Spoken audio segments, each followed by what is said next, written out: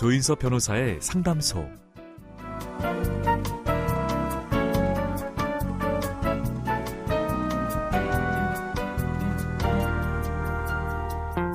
날씨가 맑은 날이 있고 또 흐린 날이 있는 것처럼 우리 삶도 잘 풀릴 때가 있는가 하면 앞이 막막하고 속상할 때도 있죠.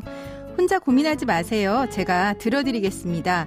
속 시원하고 정확한 자문으로 법률 문제를 풀어드리는 조인섭 변호사의 상담소, 지금 바로 문을 열겠습니다. 저는 조인섭입니다.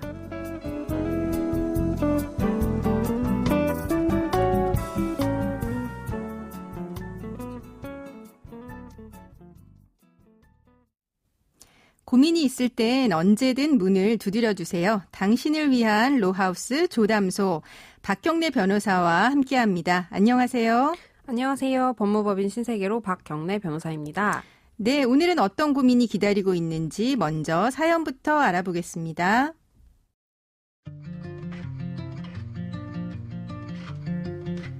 저는 아무것도 가진 재산 없이 남편과 사랑만으로 결혼을 했습니다. 저와 남편은 함께 사업을 일궈왔는데요. 똑같이 일을 했는데도 남편은 모든 집안일은 저에게만 떠넘겼고 조금이라도 집이 어질러져 있으면 대체 네가 하는 게 뭐냐면서 면박 주고 무시해왔습니다. 아이들도 다 컸고 마음 붙일 데 없이 외로웠던 저는 수년 전 잠시 다른 남성과 연락하면서 위로받은 적이 있습니다. 하지만 따로 만난 적은 한 번도 없었습니다. 나중에 이런 사실을 알게 된 남편은 크게 화를 냈습니다. 그때부터 저에게 생활비도 제대로 주지 않고 냉대했지만 저는 늘 남편 눈치를 보면서 지내왔는데요. 최근 남편은 갑자기 저를 회사에 나오지 못하게 했습니다. 심지어 남편 앞으로 되어 있던 재산을 모두 회사로 돌려놓고는 나는 재산도 없으니 너는 몸만 나가면 된다면서 제 앞으로 된 땅도 내놓으려면서 이혼을 요구하고 있습니다. 제가 실수한 부분은 인정하지만 저는 회사에 아무런 권리가 없나요?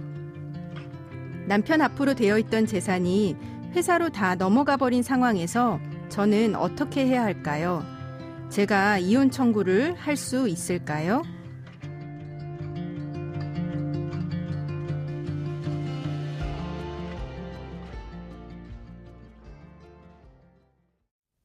네, 사연자분이 정말 오랫동안 가슴 태우며 지내오셨을 것 같은데 수년 전에 외도를 했다라고 하는 이유로 이혼을 요구하는 남편에게 사연자분이 이혼을 청구할 수는 있을까요?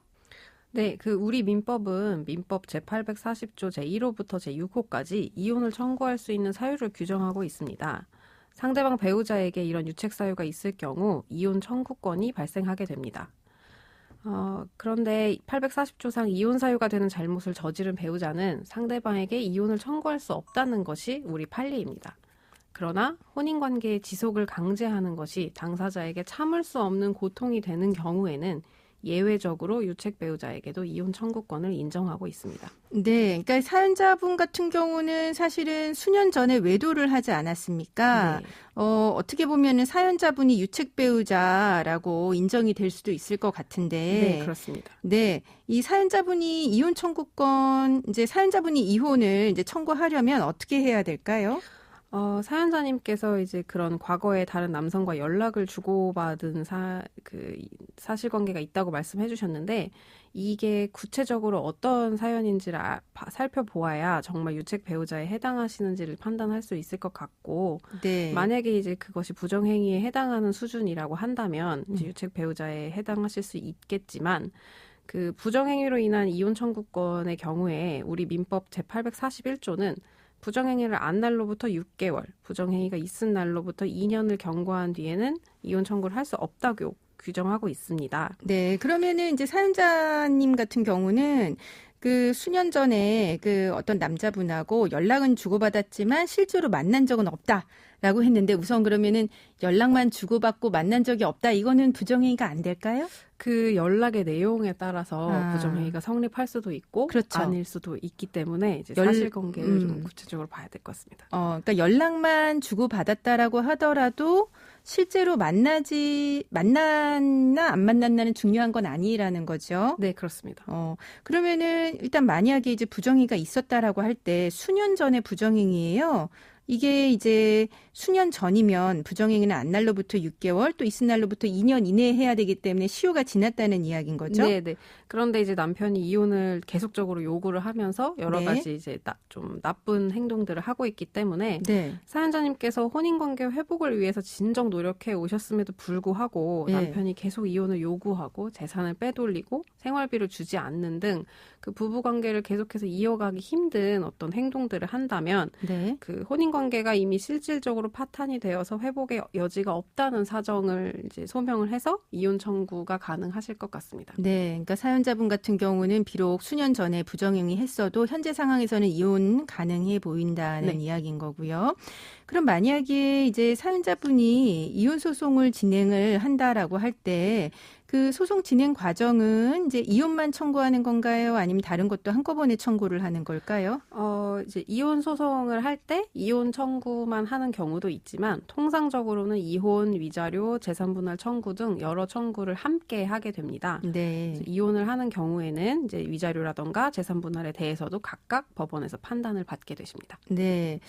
근데 이제 사연자분이 이제 본인이 수년 전에 그 사연으로 인해서 남자를 만난 이제 연락을 했던 부분으로 만약에 유책 배우자로 인정이 된다면 재산 분할을 할 때는 불리하지 않나요?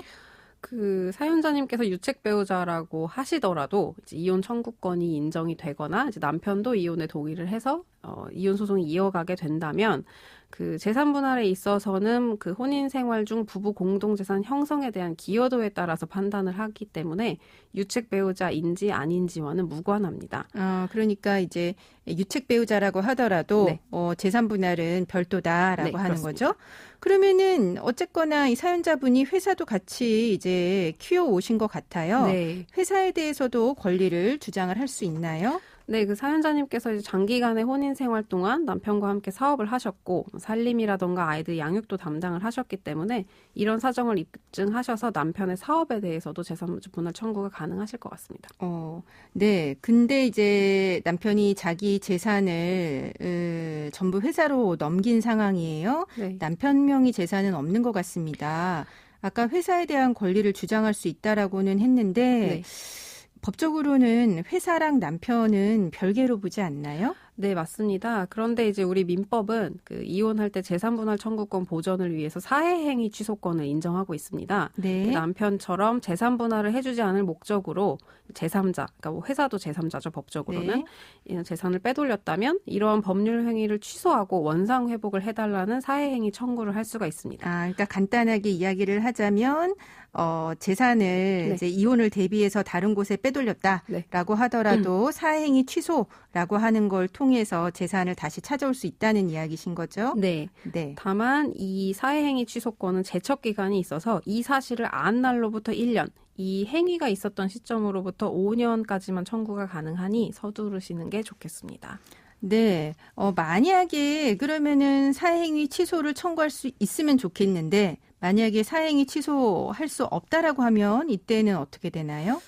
남편이 회사의 재산을 빼돌렸다고 하셨는데 이제 네. 해당 회사가 주식회사이고 네. 남편이 그 회사의 주식을 보유하고 있다면 네. 간접적으로 남편 명의로 되어 있는 이 회사의 주식을 부부 공동 재산으로 포함을 시켜서 이에 대해서도 재산 분할을 구하실 수가 있습니다. 예. 그러면은 이제 회사 주식 같은 경우에는 주식 한 주당 얼마 하는지 이거는 어떻게 평가하나요? 구체적인 지분 가치는 이제 상장 주식 같은 경우에는 그 시장의 가액으로 산정을 하지만 아마도 비상장 법인일 것으로 보이는데 그런 경우는 법원을 통해 감정을 통해서 그 가액을 확인하실 수가 있습니다. 네. 그러면 이제 사연자분의 사연 좀 정리를 해보자면 만약에 부정행위가 인정되면 유책 배우자로 돼서 상대방한테 원칙적으로 이혼 청구할 수는 없지만 다만 혼인관계를 유지하는 게 당사자에게 고통이 된다면 이혼을 청구할 수 있다는 거고요. 또 그리고 이제 배우자가 재산 분할을 해주지 않을 목적으로 회사 앞으로 옮긴 재산은 사회행위 취소라고 하는 것 통해서 이제 다시 되돌릴 수 있고 만약에 그게 불가능하다고 하더라도 그 배우자가 가지고 있는 회사가 주식 회사여서 배우자가 회사 주식을 가지고 있다면 그 주식을 재산 분할로 청구할 수 있다라고 이야기를 해주셨습니다. 그리고 이 주식 같은 경우 이제 비상장 회사면 법원에 감정 신청해서 가치를 산정하면 된다라고까지 이야기를 해주셨습니다. 네, 박경래 변호사님, 네, 잘 정리해 주셔서 감사합니다. 감사합니다.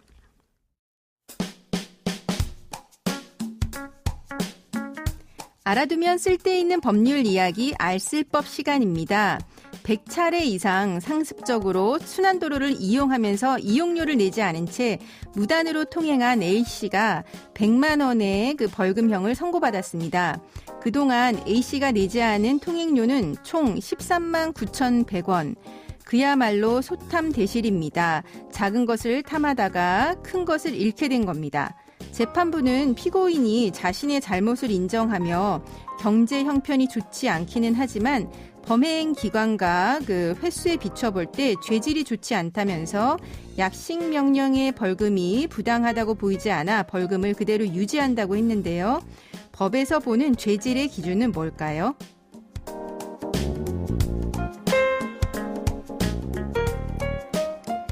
법원에서 판결나는 뉴스를 보다 보면 죄질이 나쁘다는 말이 종종 나옵니다. 죄질의 사전적 정의는 범죄의 성질이라고 합니다. 같은 죄를 저질렀어도 비난 가능성이 더 큰지를 보는 거죠.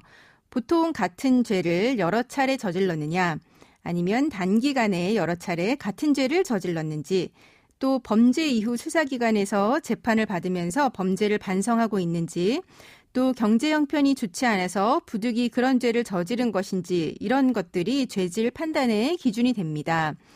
이번에 문제된 통행료 사건은 지난 2021년 3월부터 같은 해 7월까지 통행료 700원을 138차례 내지 않았던 겁니다. 아마도 13만 9,100원에 그 통행료를 내지 않은 것일 뿐인데 벌금 100만 원에 약식 명령이 내려지니까 부당하다고 하면서 정식 재판을 청구한 것으로 보이는데요. 여기에 대해서 법원은 죄질이 나쁘다고 하면서 100만 원의 벌금형을 그대로 유지한 겁니다. 조인섭 변호사의 상담소, 조담소는 언제나 당신과 함께합니다. 끝곡으로 러브홀릭스의 버터플라이 들려드리면서 저는 이만 인사드립니다. 지금까지 로이어 조인섭이었습니다.